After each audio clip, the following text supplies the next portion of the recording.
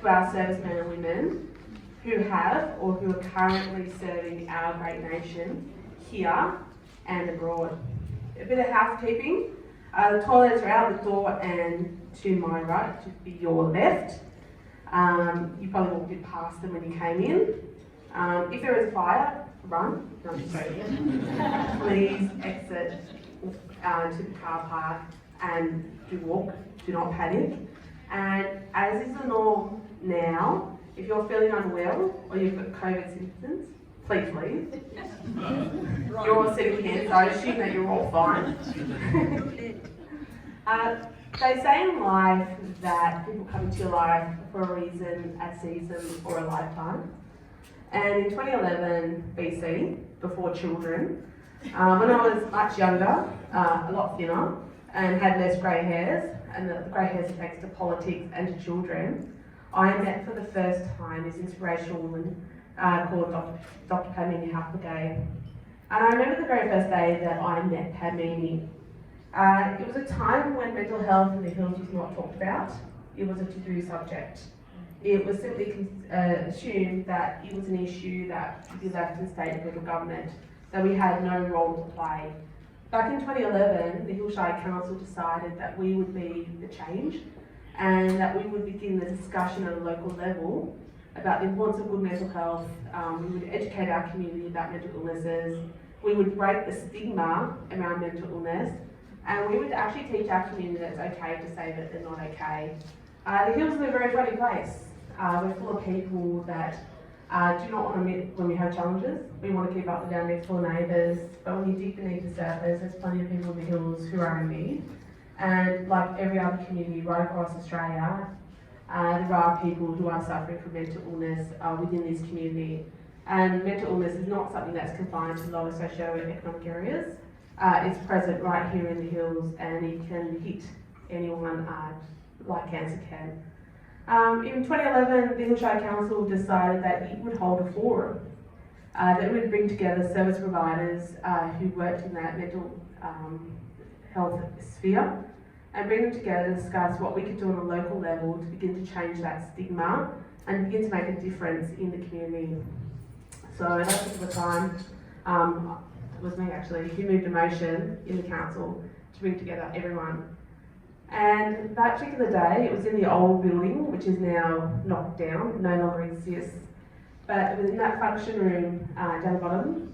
One afternoon, we held a forum and we brought together all the service providers.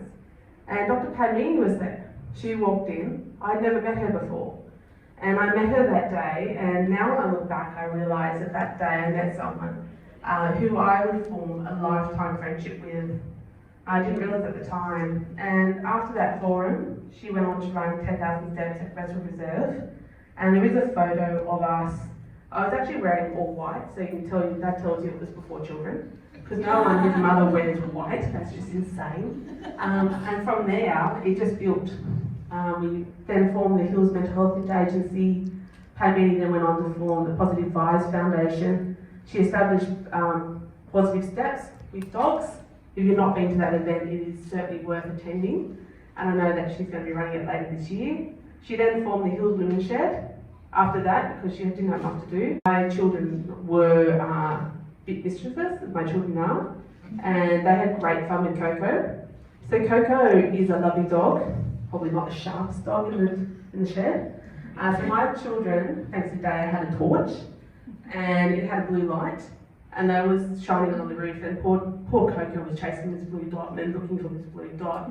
But Coco has been very important in terms of breaking that stigma in mental health and to begin that conversation. It's easier for a dog to start this conversation, to have a conversation about a dog than it is to have a conversation about mental illness. And that's what Mindful Coco is all about. It's about having these conversations, but finding a way to do it in a subtle way as opposed to an obvious way. And then of course she's gone on to write 7 Magic Minutes for Today. Who owns this book? For those of you who have not raised your hand, why do you not own this book? And I think I read this book this week. I've had a lot on my plate this week, it's a little busy. But I sat down and I read this book, and I read it from beginning to end, and I thought I have to reread this book. It is incredible, the content that is within it. And it takes you on a mindful journey, and it teaches you how to develop mindfulness techniques that will allow you to live your very best life and to make the very most of every single minute that you have. And obviously our minutes in life are obviously limited, but certainly it's important to make the most of every minute that we've got, to find the magic in every minute. It's not about zoning out or anything like that. It's about making the very most of the life that you've got in a peaceful and harmonious way. For me, it takes 7 minutes every day. I think we can all find 7 minutes to practice techniques within this. I have about 700 minutes in a day because I spend most of my time on Facebook, which is very, very, very silly. So I think we can all find time to practice the techniques in here. I've certainly been practicing these techniques, and I've certainly enjoyed and appreciated finding the time just to sit and be still and to reflect rather than race around and to do 1,000 things at once. Also, one of the lines in here that I've loved so far is, it's okay to be a multitasker, but do one task at a time and do it well, tick it off and then do the next one. Whereas in my life, I try to do 5,000 things at once, which is not the smartest way to do it. So this book really, really has assisted me, and I know that it will assist you as well. It is a wonderful read, and I would like to thank Dr. Padmini, and I would like to congratulate her on this. Where is she? She should be standing up. She's the star of this show. To you, Dr. Padmini, thank you for your commitment to this community. Thank you for the difference that you make every single day. Thank you for bringing us this book. Thank you for bringing us your knowledge, your skills, and your passion.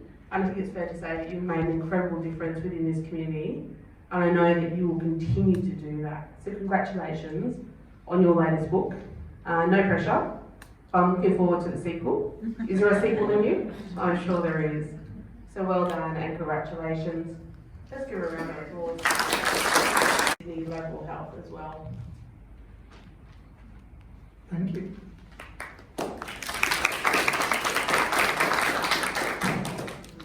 Oh, I'd like to extend a thank you to Padmini for inviting me. I was wondering why you chose me. I mean, we've got hardly anything in common, except we both were born a long way away, in islands far away. We're both passionate about healthy lifestyles. We're both in mental health. We have worked alongside each other, and we're both authors. But apart from that, I have no idea what we But there's another link as well, which I'd like to weave into this. I have been twice to the wonderful island of Sri Lanka, where Padmini hails from. It is wonderful.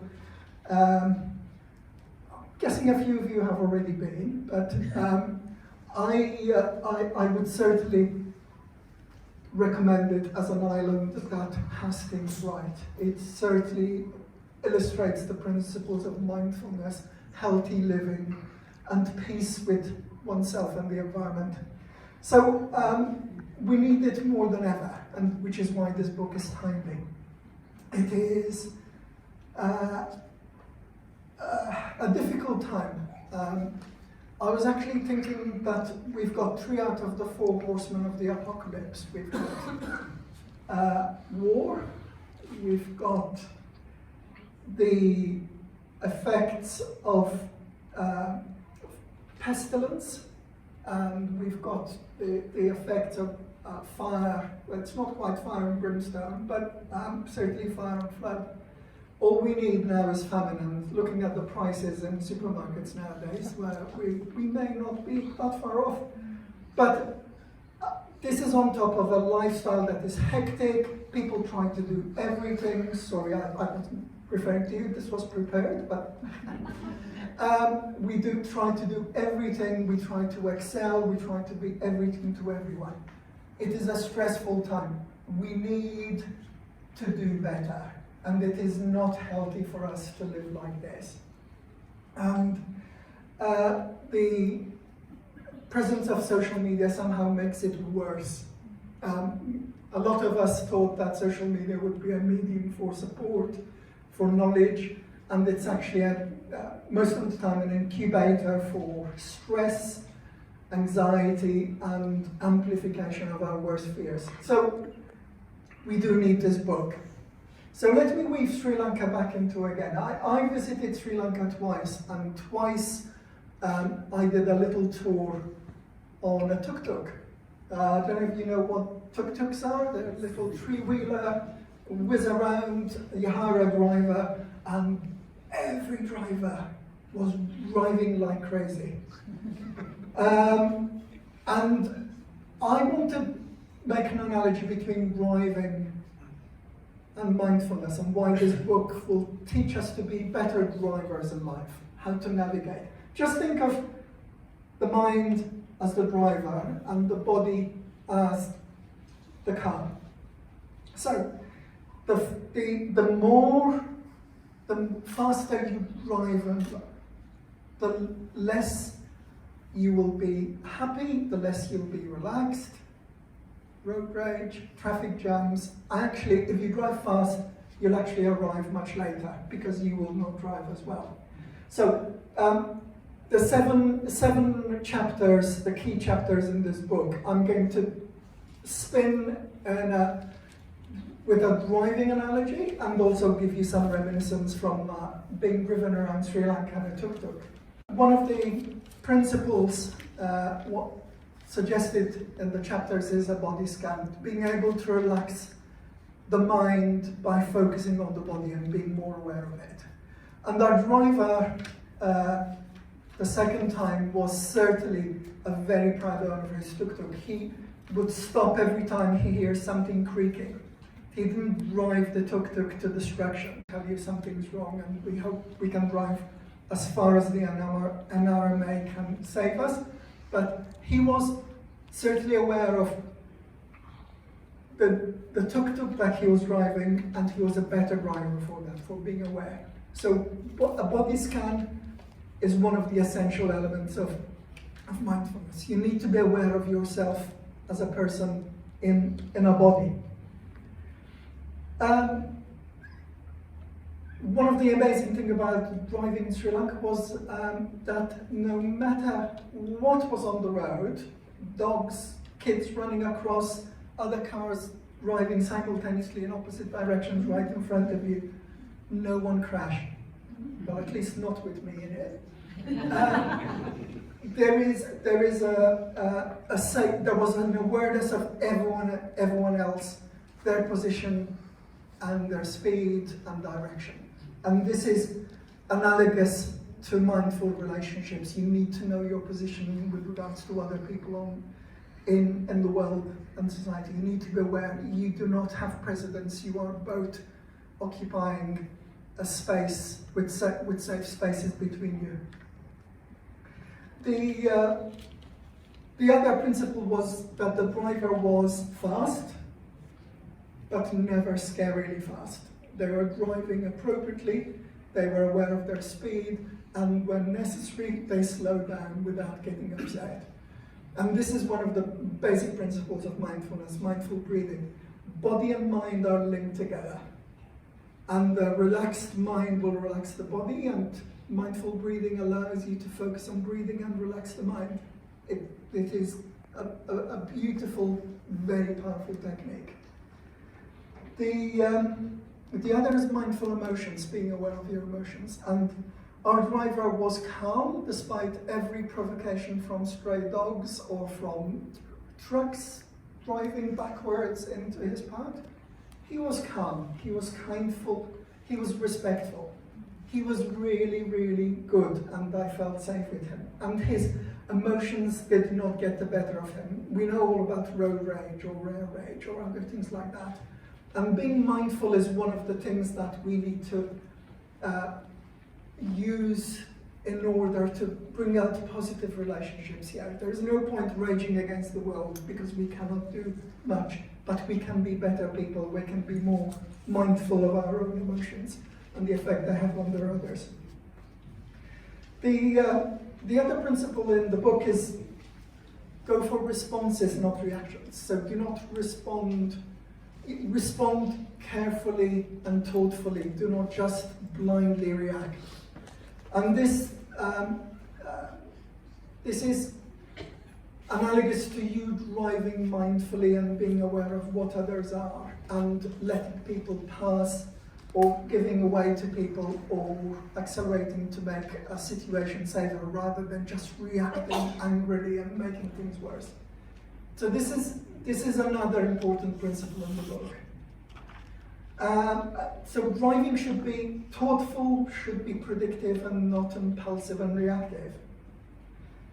Another important chapter which I was really impressed with was being non-judgmental, being aware of others. And it stands to reason that a driver should not, we often, well, not often, sometimes we do. Everyone else is an idiot, we're the best drivers ever, it's someone else's fault. No. Driving is a system, relationships are systems, we all contribute to it. You are part of if there's a problem, you are part of it. How you react, how you interact with other road users or other people is important. And this is an important chapter in making you aware of that. There's gratitude. This is one of the important principles of what we now call positive psychiatry, which is to try and improve our way of interacting with things. So gratitude is not for things done to us, but for things we already have. We're healthy, we live in this wonderful country, we live in a great city. We have largely health, we have friends, we have enough food. This is more important than whether or not you have to wait 10 minutes for your coffee, although I have been known to get annoyed when I'm trying to get to work simultaneously when craving my caffeine fix. And the last point illustrated in strike is that my driver was scarily grateful. I'll tell you what I mean. We would be driving through Kandy or through Colombo, and every time there was a religious shrine, whether it is Buddhist, Hindu, Christian, my driver would take his hands off the steering wheel, put his hands together, and give a sign of gratitude and respect to any deity there was. So it did scare me. It did scare me, especially when you thought he was going to let the tuk-tuk collide with something else, but he got his hands back on the steering wheel. He was safe, but he was someone who was grateful to every deity for being safe, having a family, having employment, and being part of this wonderful world of us. So, this is why 7 magic minutes should work for you. I'm going to, without any commission, I'm going to tell you why you need to buy it. I'm going to follow up from this. Mindfulness is effective. It's based on age-old wisdom and techniques from Hinduism and Buddhism. It's comprehensive. It's not just mindful thoughts, mindful breathing. It covers every area. It is almost a way of life, and a healthy way of life. It is practical. Now, okay, 7 minutes, it often takes me longer than 7 minutes to get my coffee, and you may sort of start getting some of my weak points here. But it is something you can build in and build on. You just need to start it and build on it. A small, sustainable change is better than going all hammer and tongs and then letting go weeks later.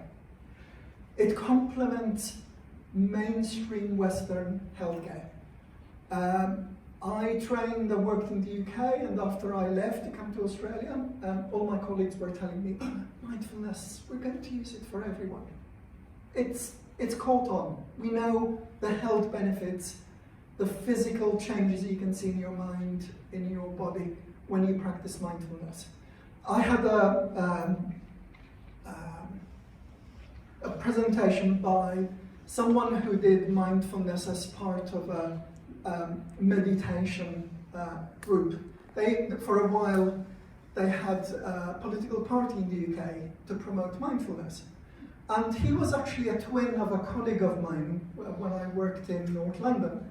And I was amazed that he looked so much younger and healthier than his colleague who worked in mental health, although that probably says more about mental health than mindfulness, but anyway.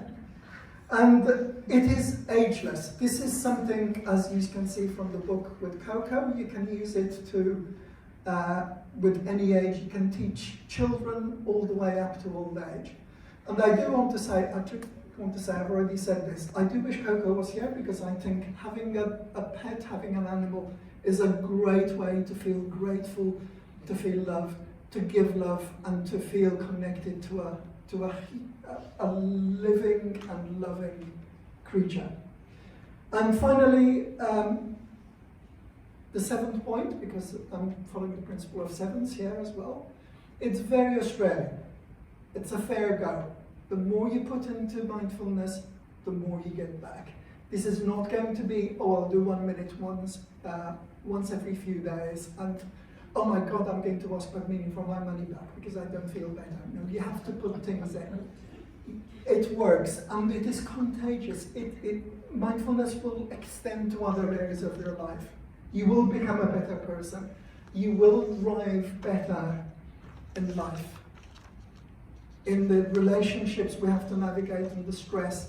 When I was coming here, there were signs on the motorway saying, a tired driver is dangerous. Stop and have a rest. So if Padmini was our life driving instructor, she'd be telling us to take time to drive carefully, safely, to take some time in a picnic rather than fuming at a traffic jam, and to enjoy the ride. Be grateful. So Padmini, thank you very much. I'm sure many people will navigate through life better with this book. And one day I hope to meet Coco. Thank you so much. We just want to say thank you so much for... Is that a new story? Enjoy it. Thank you so much. Padmini, and thank you for your humorous words as well. And Padmini and Day are very generous, and they have an open door, so you can visit them anytime. I'm sure they'll very much welcome you, and I'm sure Coco would welcome you as well. Coco loves new people, as I discovered the other night. I'd now like to ask Cynthia Payne, who is the Director of Mind Connections Foundation, to come up and address us and reducing the stigma within our community as well. And she's done a fantastic job so far, and she's now part of Mind Connections board, and she's doing a great job there as well. Thanks, So welcome. And great emceeing. It's fabulous coming behind you. So I guess following a little bit on the vein of what Michelle has said about how important Padmini is and how she ropes people in, I don't know if you've ever felt that Padmini is good at getting people to be involved in things. Would you agree? Mm. And I'm a byproduct of that. So I'm going to be actually on the couch with Padmini after we have the group photo. But she has asked me to do a little bit of a, I guess, an advertisement for the Mind Connections Foundation, which Daya and Padmini founded in 2020, and I get the privilege, alongside my own daughter, to be a co-director. And I'd also like to acknowledge Bob, who is also a director, and I think Sonia, who isn't with us tonight, is also a director. So for those of you who don't know, the Mind Connection Foundation exists to support and improve mental health. We are a not-for-profit operating in and for the Hills District. Our programs seek to challenge minds, improve mindset, and support growing minds.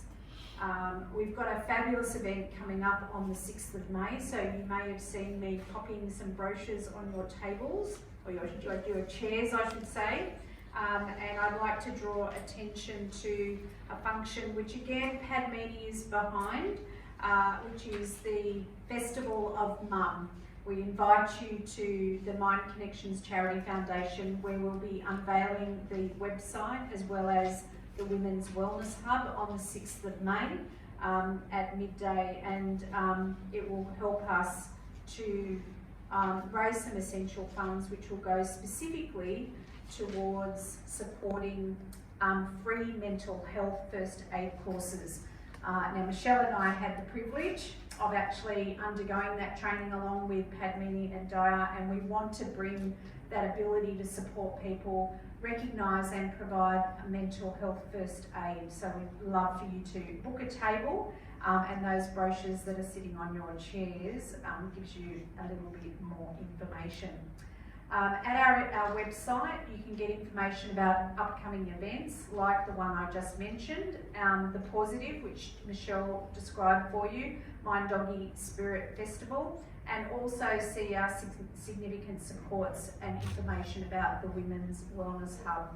I would like to acknowledge key partners, and again, these are relationships which Padmini and Daya have created over a long period of time, acknowledging Malva, the Castle Hill RSL, MTRAX, the Hillshire Council, Madison Marcus, ATP Accounting and Taxation, Mind Connection Specialist Support Services, obviously Padmini and Daya's organisation, and my own company, Anchor Excellence. So I'm going to pass back to Michelle, and I look forward to, after the photo, getting the lovely Padmini at the couch so we can have a chat about her books and hear from her. Thanks.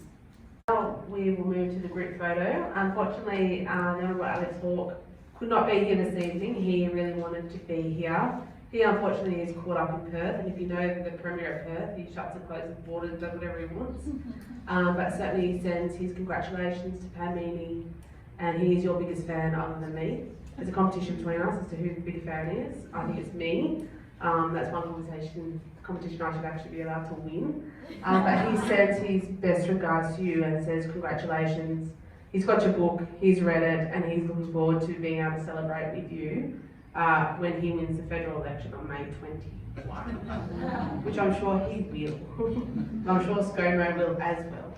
Now we'll move to the photo, and we're now in Serena's hands. Wherever Serena is. And she will be in conversation with Cynthia Payne, one of her directors from My Connections. So let's give a big round of applause to Sarah. Thank you.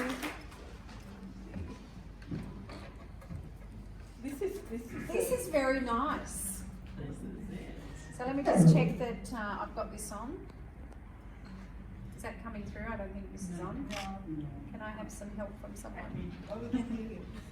I know. To help us. So thank you for joining me on the couch to talk about your books, and in particular your latest publication. Now, one of the things I said to Padmini as we were preparing for today was we just want to see her in her element talking about something that she's really passionate about. So I'm going to ask her some questions, and if we have a bit of time, we might even provide some opportunity for some audience questions.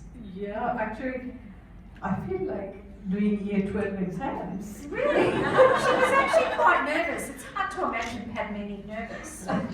Yes, So- mindfulness, okay. So she's practicing her skills as we speak. Now, we had a little bit from Michelle, so a little bit of insight into your first publication, but let's just talk a little bit about Mindful Coco. Tell us a little bit more about that particular publication and what triggered you to writing that. This is why. I wrote Mindful Coco 3 years ago, but probably the idea was there for many years. I don't know how to explain, like being an author, it was a dream for me. When I was a kid, it was there in my mind. Like I always wanted to be a writer. Why did I want to be a writer? Because I was the youngest of 7 children, right? So there were 6. Is that magic number 7? There you go. That's 7. And being the youngest, there were 7 above me to do everything in the household. So really, there was nothing for me to do apart from reading. So I became a kind of avid reader, right? And even though there are 7 siblings, it's kind of lonely world that you read about Cinderella, I don't know, Seven Dwarfs, and all these things. And it's fascinating to think there are kind of villains, like hopeless characters, and then there are kind of this with resilience, with courage, with ambitions, people who. So I always imagine that how these bad guys can become good guys. So maybe that's my authoring those days. So then what happened was, I think I was in year 10, right, and I wrote a book. So this is my third book actually. I wrote a book, and to lo and behold, no one knew about me in the school. Suddenly I became a star, right? So I think it was so appealing, so infectious, suddenly people looking at me. So I think probably that's where I actually tasted the authorship for the first time. But when I told my mother, so the other aspect is my father passed away when I was 6. So when I told my mother, look, I want to be a writer, my mother won't have a bar of it. She said, is that all you are lacking in your life?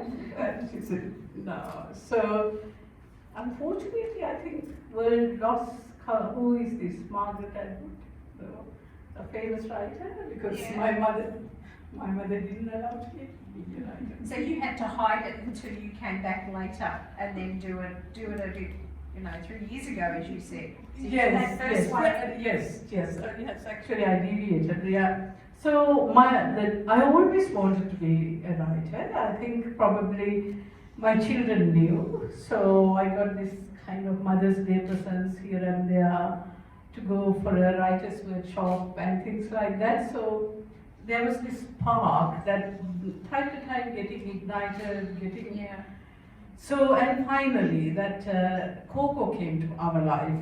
Coco is this sweet dog, really, very mindful. And when we were going through a tough time, she kind of really taught us about the patience, love, everything which is meaningful in life. And the more I looked at her, that it appealed to me. So, and then I was thinking, look, if I write a book, topic like mindfulness, how to make it appealing, and no one would actually come to mindfulness as a topic. So basically that Coco became the perfect character to sell it. And Padmini, children first. So there's obviously some significance to writing a children's book first. So why a children's book? So I think probably the answer there is like, I am a psychiatrist, right? So every day I see the agonies and ecstasies of patients, right? And it really kind of bothered me after some times that by the time they come to see me, it's way too late, right? So I was thinking, why these people actually didn't look after and I was getting irritated to the point. And then when I tried to say, look, you have to do this kind of psychological therapy and things, people didn't believe me. They would say, give me a tablet. And and basically then, and as a child, probably later on, I can tell you why is it children. Actually, you asked me why is it children. I'll tell you now. So when I was a child, I'm actually grown up in a Buddhist principle, Buddhist culture. It's not to say mindfulness is Buddhist culture. It's mindfulness itself is a secular practice. Yeah. But my upbringing is Buddhist culture. Yeah. So as a child, there's these 2 days of the year that Buddhist people actually go to the temple to learn about right way of living, right thinking, right ideas. So I was very little, and our family did this for these 2 days. And during that time, it was like a child, it was not palatable. So you had to wake up very early in the morning, around 4 a.m., right? And then you had to have a bath, and there is no hot water taps, so from the bed, it's icy cold, and then you have to wear complete white dress. So as a child, it was kind of frightening and something you don't want to do. But we start this journey around 4 a.m. to the temple, and very minimalistic approach. I think there are some Sri Lankan people here would relate to what I'm saying. So, and a very minimalistic approach. You had a mat, and you had a plate and a glass, tin cup, and that's all. And so in the morning, there's the sun coming and warming your body, and you pass in the trees, and the whole discipline is about walking, adults in the front, children in the back, and so the whole world slows down, and we can't think anything apart from what we are passing, and morning sunshine coming through. So it was frightening as a child because you had to behave, but at the same time it was very mesmerizing, So it actually kind of, I think, I'm looking back, I'm very fortunate to have these experiences. That white dress make everyone equal, no matter who you are, adults, children, everyone is equal. So for me, it is almost like something higher so I think because of that, I always want to, and I think later on life, it really helped me. So basically that if I want to write a book, my first audience, I wanted to make them children, because from the very beginning, if they learn I don't know if I should say power of the mind, but really about the disciplining your mind, you will go a long way. So basically, if I want to write a child book, it has to be when I was a child. That's the book I was writing. So and you touched on one of the significance of the number 7. So you're the 7th child. Obviously, we're shifting focus now to the current book launch, or 7 Magic Minutes. You share in the book why number 7 is so significant for you, but for the benefit of people here today, just touch on that and just share your story of why 7 is so important. I think there is a bit of sense of humor too. So I was writing this book and I wanted a number. So how do you get the number? 100,000, 5. And the other thing is, I'm very conscious, all of us are time poor. No one has time these days, right? So basically I had to come up with an idea, and I Googled, Mr. Google, research what is the best number. When I go, my God, 7 comes again and again, right? So 7 C's, 7 virtues, and 7 sins. So, and then I thought, 7 sounds good. And then I looked at my own life. I was born on 7. I'm the 7th of my family, and I live in number 7. So I thought, this is the number. So that's how 7 Magic Minutes was born. Yeah, that's fabulous. And if I go to something specific in chapter 1, part 2, you build a background of understanding mindful body posture. So there's a real specific here. As a yoga teacher myself, I can understand the benefit of position, or asana, and how it can invoke a state of restfulness. What's the main purpose of that section from your perspective? Look, I think modern day, in these very busy lives, that people, that whatever you do, it is good if it is practical, number 1. Number 2, if it doesn't cost you much time, it is a good thing. And like Carmelo said, mindfulness, there are a lot of researches done, and even if you do 3 minutes a day, the benefits return on your 3 minutes investment is massive. So basically that and mindful posture, because you can't escape it, you have to sit somewhere, you know, or you are standing, or you are sleeping. Your posture you can't escape. So I thought it is such an important area to highlight that look, you don't have to have extra effort to do mindfulness. It's really being aware of this moment, right? And experience in this moment, because most of the time we don't live a life. We just rush from home to office to somewhere. We don't live a life. But if you are experiencing the moment, really you are living your life, isn't it? You are experiencing, you remember.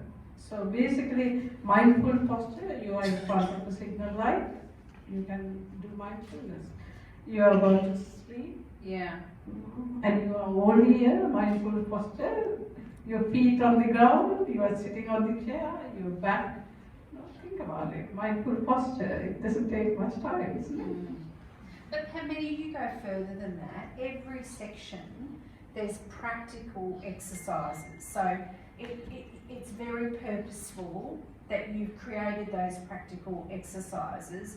You recommend building intention and commitment to practice.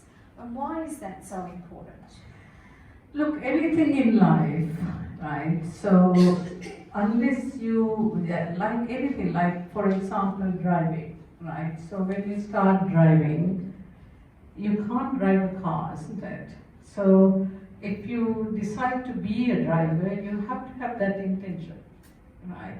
And then I know RTA forces young drivers to have 100 hours because these days there is no commitment for many things, so probably commitment is forced upon you. But unless you have that commitment, there is no way in the world you become a good driver. So mindfulness, it can be a cliche. Okay, everyone do mindfulness, and this is what happened with my patients when I tell them, look, mindfulness is powerful. They have said, I've done that. Oh, I can't do it. It doesn't work for me. So I actually feel that the problem is mindfulness is not taught properly, right? So unless you have an intention for 7 minutes, unless you commit to 7 minutes, you're not going to have a benefit in mindfulness. So really I have to hone that message home. Look, guys, if you're going to do mindfulness, it's not you are saying, oh, I can do that. It's about you are having the intention and commitment to do that. Coming through the pandemic, we heard Carmelo mention that there's a significant impact on people at the moment with their mental health. How do you think your book could assist any of us that are struggling right now? Look, so when I wrote this book, for example, enough to get the benefit. So even though I wanted to write a chapter book, and I was thinking about my patients, like I think I put my dyslexic patients' illustrations in the book, if you can see. Yes. So I wrote to them. So basically I thought if I write chapter books, they will read it and they will put it away. So here the idea is I actually put the exercises. So generally when my patient comes, I will tell them, look, do this exercise, put case, school bag. So somehow, anytime, rather than looking at social media, they can look at two pages and do mindfulness. So that was the idea. Padmini, in the time that I've gotten to know you, I've seen you apply some of the techniques that you recommend in the book. I mean, you naturally cultivate generosity, kindness, gratitude, positive emotion responses. I mean, how has this actually helped you in your own mindfulness practice? I can't say I'm doing it well, isn't it? My family is here. So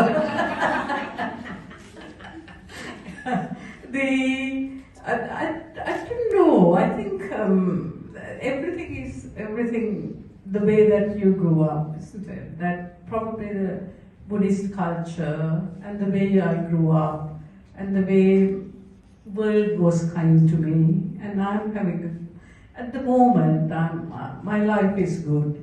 right? And like all of us, we experience or we see the kind of violence, suicide, homicide, if not war or famine, right? So basically, I don't know, you become, I think at some level we all feel helpless, right? So you do, I think what drives me in a way, sometimes I'm amazed how much I do, right? Sometimes.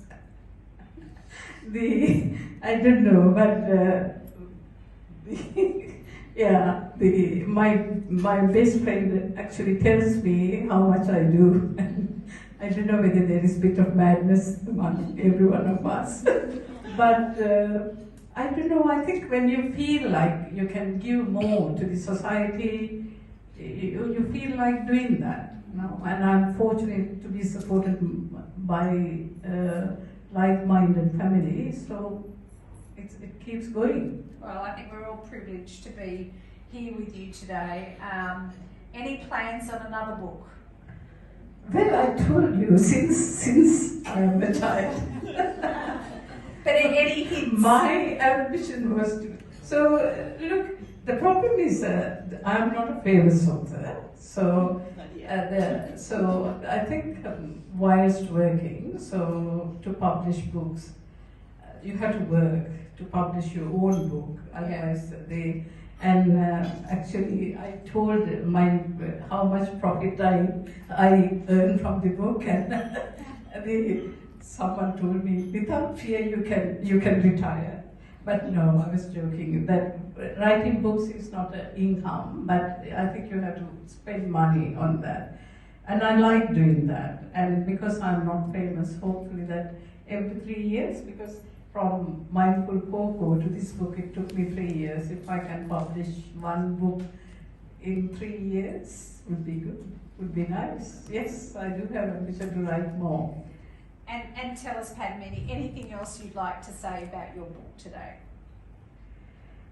Practice, practice, practice. Right? If you get the book, whatever you do, that any exercise, please don't do it once. It's not going to. It's like this book right here.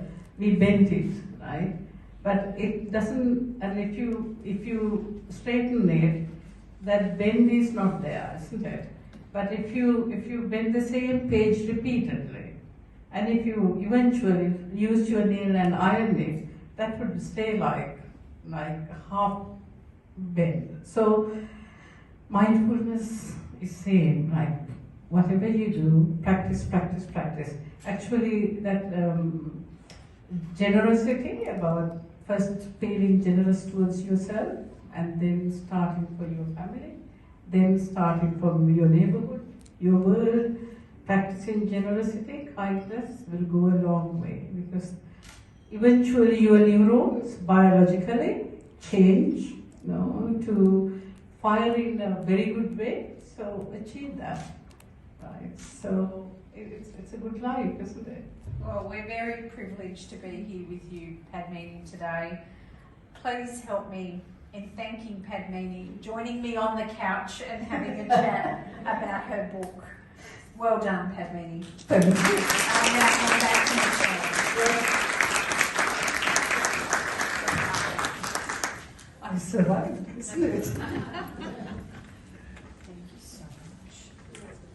Putting your own hand into your own pockets to publish your own book and to be able to help those across the hills and everywhere else.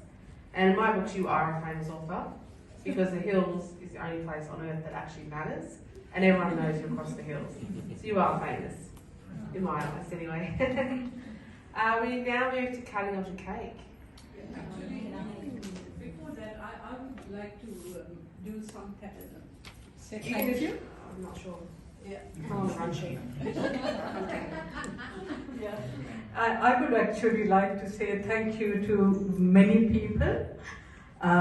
Firstly, the men in my life, my dearest husband, Daya, and my son, Sajid. Thank you very much for being with me. And the woman in my life, my daughter, Sashi. Thank you very much. And all of you are here. You are very special, right? Everyone who is here by invitation. Thank you for coming, right? And without you, there won't be a book launch. And Michelle, tonight, doing the MC, thank you very much, right? And it's really lovely that we are long-term friends. Yes. Oh, thank you. And my practice staff, and Michelle Elaine, almost the event organizer for this event. Thank you very much. Without my practice staff who actually helps me and manage my schedule, allowing me free time, thank you very much. And then Carmelo has to go. His daughter is here from USA. Thank you. And all the VIPs here, taking time to come here, it means a lot. All my friends who are here, thank you very much. And also my publisher, that Natasha Dillman, and 24 Hours Authors, that she drove me to finish this book. Thank you to her. And the Cynthia, thank you very much. Finally, I think I passed here to her. You did very well. Yes, yes. But thank you for all coming. It means a lot. Yeah. And Pratibha, yeah? I would Yes? say she's got some. Okay, yeah. This lady is very special for me. A big congratulations, and it's really a proud moment. I won't take much longer time, but in August 2020, when I was completely broke, when doctor said my husband has been diagnosed with dementia start, and being a carer of mental health husband, that lady, I still remember, she took 1 hour to lift me up, and she fixed my crown, and absolutely she's very special for me.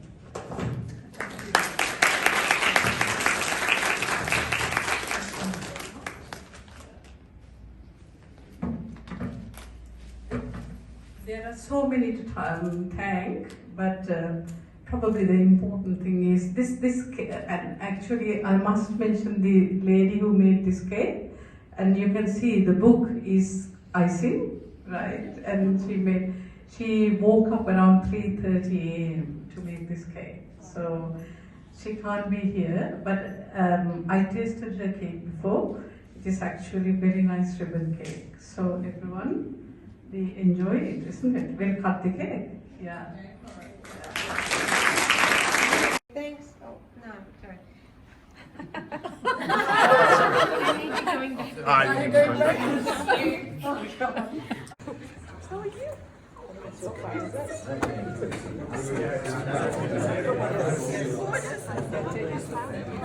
You want to take all the books? I said cocktails. I was like, okay. I think it's just sitting and sitting down. My son got married the same day.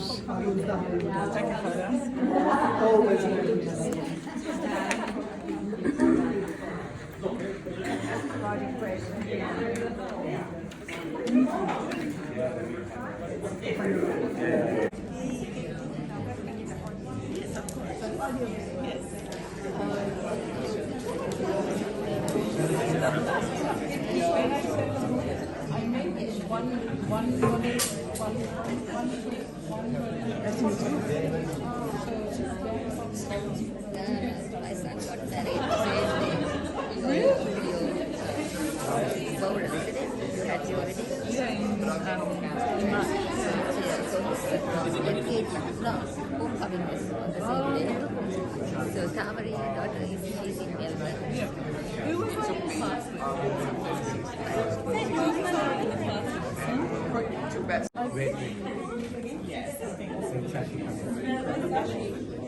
Hey, come.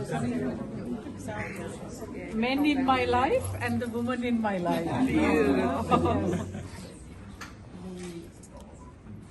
Yay!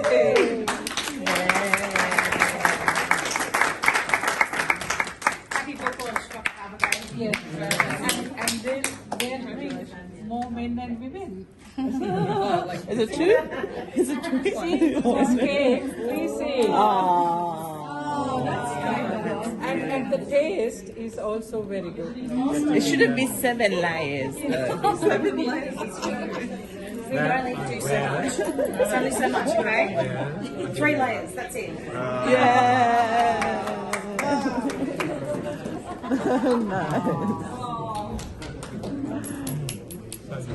Nice. There's a nice. Yeah. So we'll get I've got it. here. Serena, ready?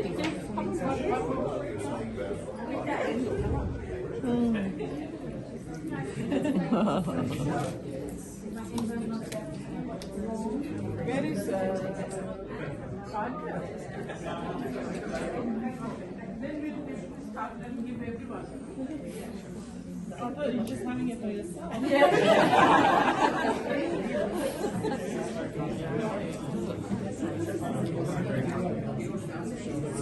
I think the kids should be doing that. Plate.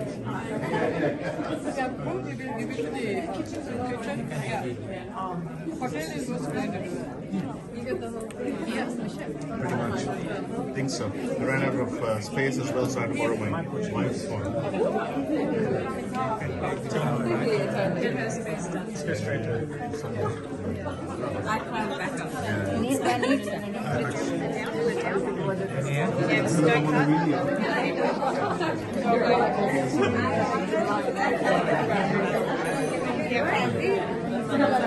Step back.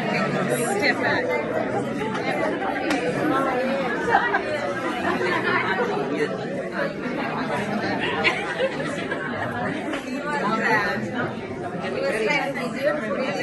Website. Yeah, oh, here's a website. Yeah, he's building one for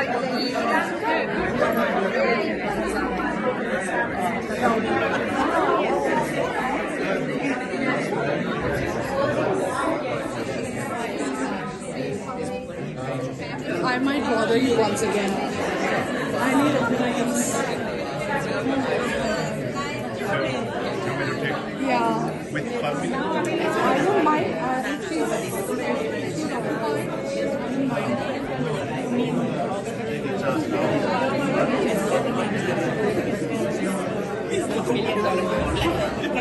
Just